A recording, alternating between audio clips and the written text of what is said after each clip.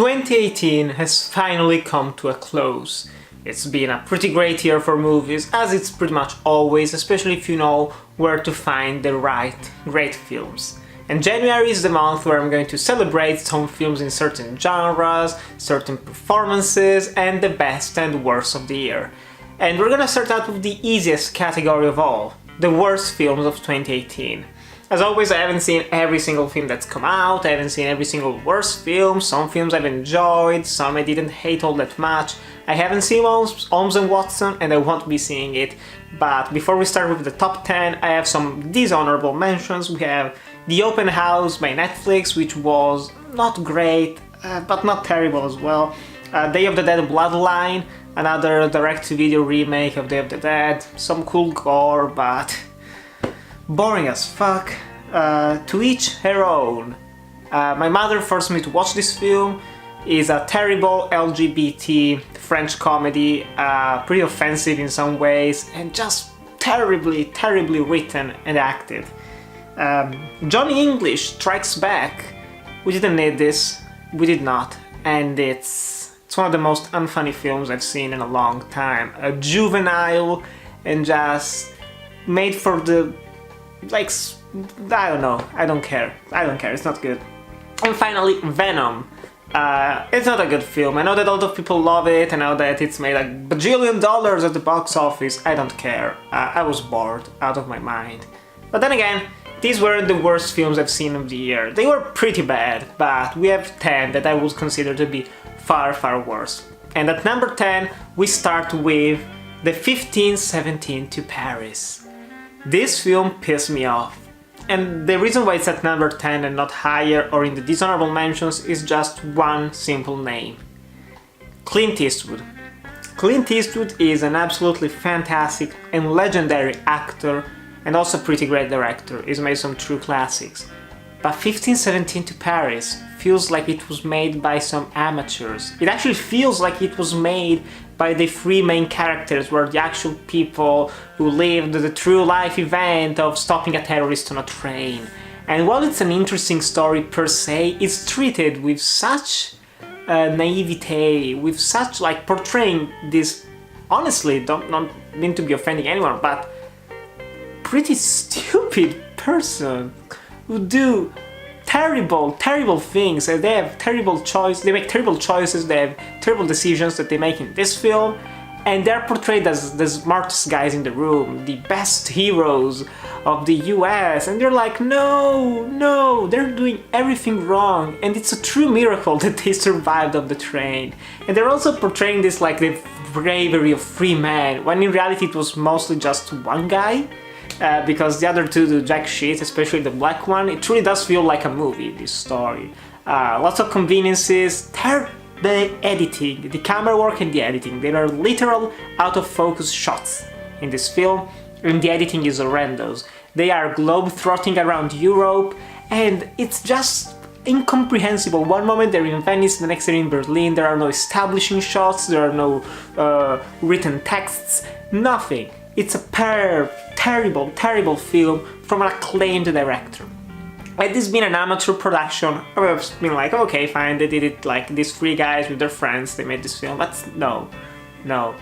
From Clint Eastwood, especially in the same year where we've had The Mule, which looks far better, disappointing, truly disappointing. At number 9 we have The Happy Time Murders. Made from one of the best directors of Muppets films, we get one of the worst Muppets films, and I went in like wanting to enjoy this, at least on a purely superficial level, like, I'm here, let's just get this over with, let's have some fun, but no. It's not like, comedy is very subjective, and comedy that relies almost exclusively on certain types of people or certain things swearing and doing bad things, that is not funny to me. Like having puppets swear, have sex, and do drugs and kill, it's not funny. It really isn't. Melissa McCarthy wasn't terrible in this film, the acting overall wasn't bad per se, it's just as long of a film to watch. Paper-thin plot, like pointless jokes made just for the sake of it. It starts off with this noir-style storyline, but they never fully pay respect to the genre with cliches or other things that they make fun of. It's a very standard, bog standard comedy, and I hated every minute of it, mainly because of boredom. Had it been terrible in a fun way, I probably would have enjoyed it more. Had it been genuinely funny, I would have loved it. But it was just bleh. At number 8 we have Les Estivants. I'm gonna talk very little about this film because it was shown at the Venice Film Festival. I've seen some stinkers there. It's mostly boring dramas of 3 hours long, but this one takes the cake. I went to the premiere. There were the director, Valeria Bruni Tedeschi was there, Valeria Golino was there, Riccardo Scamarcio was there, so there were some important people in the room, and the screening was at 10 p.m. and the screening was relatively packed, so there were a lot of people. I joined a friend there, wanted to watch this film. We were in the second row in the theater because he wanted to stay really up close. The film started. It took me about 5 minutes to fall asleep. And then I woke up when the film ended. Literally when the film ended. The credits started rolling and I looked around and there was barely anyone left in the theater. Over 300, 400 people left during the screening. During a premiere, which happens very rarely. So it was I felt bad for the director, but it really was a snooze fest. I couldn't tell you anything more, so I might even say that I haven't actually watched the film. But I've been awake over a lot of films at the festival, and this one I just couldn't do it. It started, it had one good scene at the beginning where everyone laughed, then it went straight for 5-10 minutes of people just talking, and everyone already was bored, and I said, fuck it, let's sleep on this. At number 7 it's Proud Mary. A blaxploitation homage action film that should have been great and was painfully amateurish as well, just like 1517 to Paris. It has a good lead performance, it has one good rendition of the Proud Mary song, but for the story of a hit woman, it's just not good. It tries to be a John Wick type film, but it's poorly choreographed, poorly shot, terribly edited, going from night to day. There are some weird transitions and uses of dissolves that just don't work. And there are plenty of acclaimed actors in this film, but it's just bad. Danny Glover is in this, of course he is. It's not good at all. It's kind of a waste of time. I want a good action movie, and I also want some relatively bad action films, as long as they manage to be entertaining. And this one had very little action, and it was just so poorly made, which was a shame, because you can see that they almost tried with this, but it didn't really work, especially with the same director of photography of John Wick. That's crazy to me. And the same editor as well of John Wick Chapter 2. How did they fuck this up? I don't know. At number 6 we have How to Talk to Girls at Parties. It's this sci-fi comedy, drama, thriller, mystery. I don't know. This film was bad. Really bad. And most of all, it made me extremely uncomfortable. And not in the ways that the director probably hoped for, because the costumes, the sets, what actually happens in the film, it bothered me. And it's weird to explain, it's an entirely subjective thing, I know, but I was just watching this going, what the hell is happening? Nicole Kidman is in the film, Elle Fanning, and I felt bad for them, with the makeup that they have, with this pseudo punk rock film, woo! It's no. And the ending is terrible, really bad ending. This feel good, everything is finally great in the end, 20 years later, whatever, no, fuck this. At number 5 it's A Happening of Monumental Proportions, the directorial debut of actress Judy Greer. There is just one single reason why I watched this film, and it's because I knew Keanu Reeves was involved. And of course, Keanu Reeves literally has just one scene, and it's the final scene of the film, and it's the worst scene of the film. This tries to go for kind of a Magnolia type film, you know, the ones where you have a big cast and different stories that intertwine with one another, but no, doesn't work out. It's a comedy that's painfully flat. You can tell that the actors are trying their best, and they aren't really acting as well. It really feels like Judy Greer called them up and she said, like, guys, I have these locations, I have this script, we could get together like 1 week, some of you will just have to shoot for 1 hour or 2 at a time, and we could have a lot of fun doing this comedy. What do you guys think? You're like, sure, okay, I will do it for free, just because you're my friend. This is what this film feels like. It's bad. It's probably the worst comedy of the year, I think, judging from the following. Yeah, worst comedy of the year. Doesn't work at all. And the ending itself with Keanu Reeves and Common. If you wanted a reunion after John Wick Chapter 2, this ain't it. This, ooh, no. Final scene where Keanu Reeves wants to see Common's dick. No, why? No. At number 4 we have Death Kiss. In a year where we've also got the Death Wish remake by Eli Roth, Death Kiss manages to be, wow, one of the most offensive films I've ever seen. It's literally a film that says the police do jack shit, they don't care about certain problems in the world, in the United States especially. You have to get a gun to protect yourself. Hopefully, you actually want to go out and kill drug dealers and leaders of prostitution rings. And yeah, murder is actually encouraged. It's kind of nauseating. The only notable aspect of this film is that, first of all, there is one of the Baldwin brothers, and he sounds exactly like Alec Baldwin. So much so that I thought it was just an impersonator, not an actual brother of his. And the main actor, Robert Bronzi, or something like that, he is a spot-on, disturbingly so, look-alike of Charles Bronson. And that's really the only reason why someone would watch this film, but it has like pretty painful and elongated action scenes, especially near, like in the middle there is this shootout between 2 people, and it's like 5 or 6 minutes long.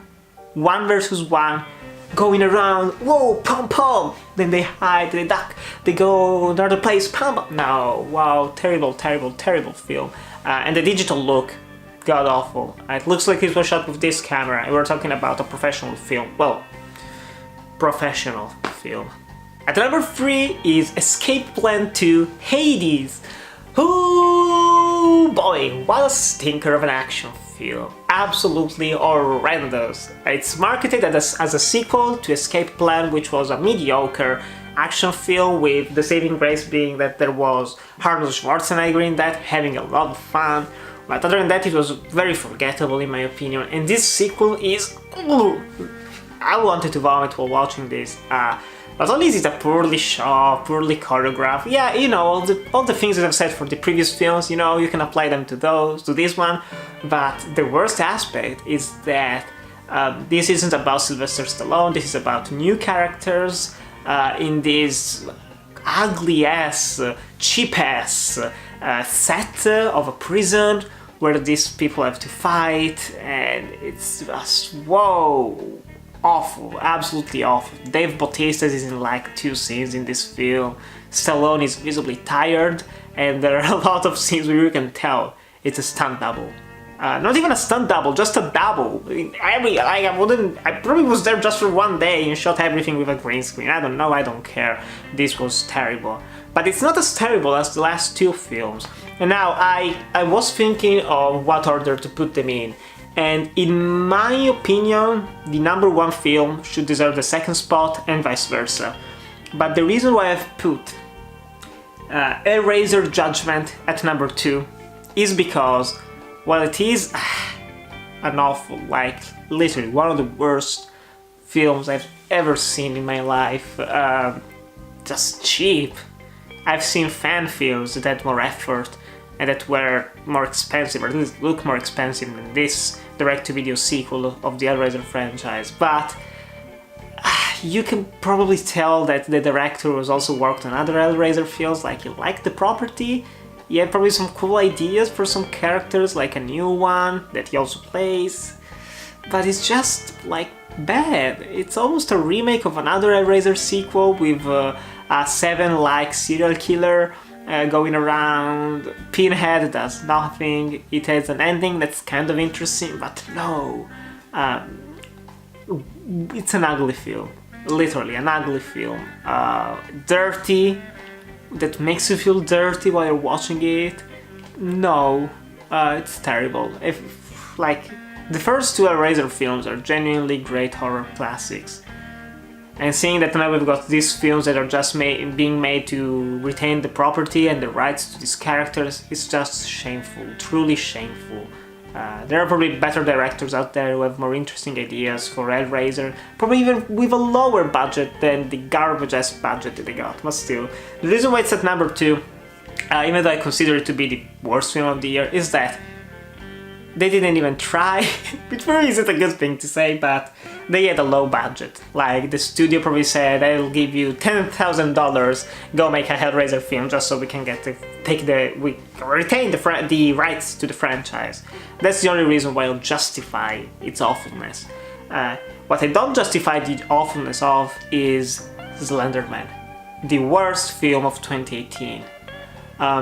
Think of everything that I've just talked about with Hellraiser Judgment and apply it to a relatively big budget horror film. A famous character who is already kind of dated in some ways.